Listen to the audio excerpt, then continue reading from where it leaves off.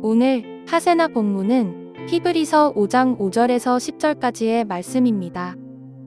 이와 같이 그리스도께서도 자기 자신을 스스로 높여서 대제사장이 되는 영광을 차지하신 것이 아니라 그에게 너는 내 아들이다.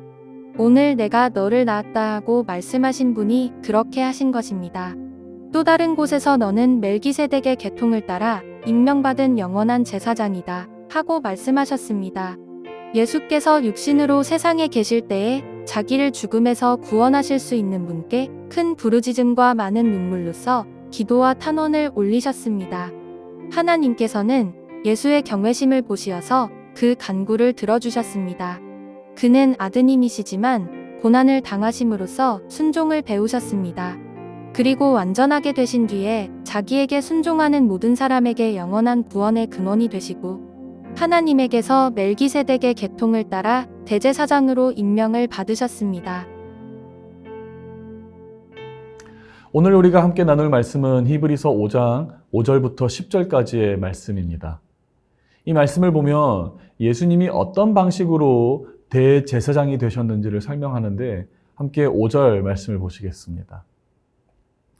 이와 같이 그리스도께서도 자기 자신을 스스로 높여서 대제사장이 되는 영광을 차지하신 것이 아니라,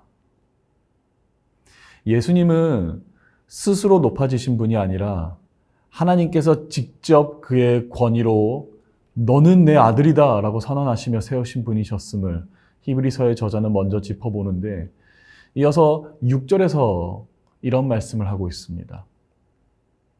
너는 멜기세덱의 계통을 따라 임명받은 영원한 제사장이다. 6절을 보면 멜기세덱이라는 인물이 등장하는데, 여러분, 멜기세덱이 누구입니까? 멜기세덱은 창세기 14장에서 아브라함을 축복하기 위해 성경에서 아주 잠깐 등장하는 인물인데 사실 그게 전부입니다. 그를 설명하는 족보도 없고 그가 어디에서 왔는지 그의 시작이나 끝에 대한 설명도 전혀 없는 아주 신비로운 성경의 인물입니다. 그런데 어째서 히브리서는 말 그대로 이 족보도 없는 멜기세덱이라는 인물에게 예수님의 계통을 준비한 자로서의 큰 영예를 안겨주었던 것이었을까요? 성도님들께서 앞으로 이 멜기세덱이라는 인물을 보실 때는 그저 설명되지 않는 어려운 사람으로만 보시기보다는 오히려 예수님을 설명하기 위해 준비된 그림자 같은 인물로 이해해 보시면 어떨까 생각해 봅니다. 멜기세덱은 의의 왕, 평화의 왕이라는 이름을 가지고 있었고 레위 제사장 계통보다 먼저 등장하며 아브라함조차 그에게 11조를 바쳤음을 보는데, 히브리서 저자가 결국 이 멜기세덱이라는 인물을 통해 말하고자 했던 예수님의 제사장직은 인간 혈통에서 나온 것이 아니라 처음부터 하나님이 준비하신 영원하고 완전한 제사장이다 라고 말씀하고자 했던 것입니다. 즉 멜기세덱은 우리가 완전히 이해하고 탐구해야 할 한 명의 인물로 성경에 등장하는 것이 아니라 예수님이 얼마나 특별하며 위대한 분이신지를 선언하기 위한 표지판 같은 존재로 사용되어진 인물인 것입니다.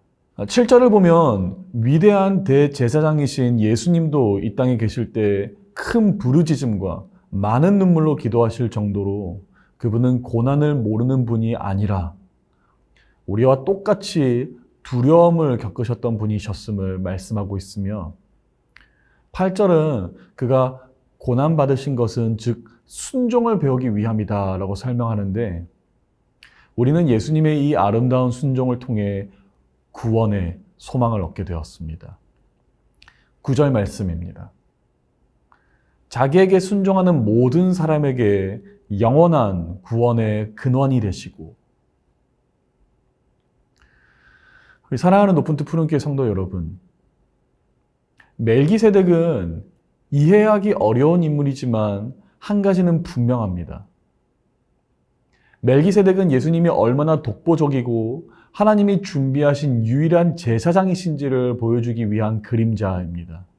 그리고 그 예수님은 높은 자리에서 우리에게 명령만 내리시는 분이 아니라 눈물과 고난 속에서 순종을 배우신 분이셨던 것입니다. 그러므로 오늘도 우리가 한번 묵상해 보기를 원합니다.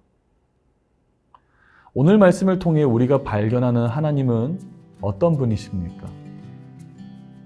세상은 어떤 모습으로 오늘 우리에게 다가오고 있으며 마지막으로 오늘 나는 어떤 모습으로 하나님과 세상 앞에 서야 할까요? 이 하세나에 대한 고민과 묵상이 오늘도 예수님의 위대하심을 바라보며 감탄하는 우리가 되며 그리스도의 참 순종을 갈망하는 하루가 되기를 우리 주 예수 그리스도의 이름으로 축복합니다.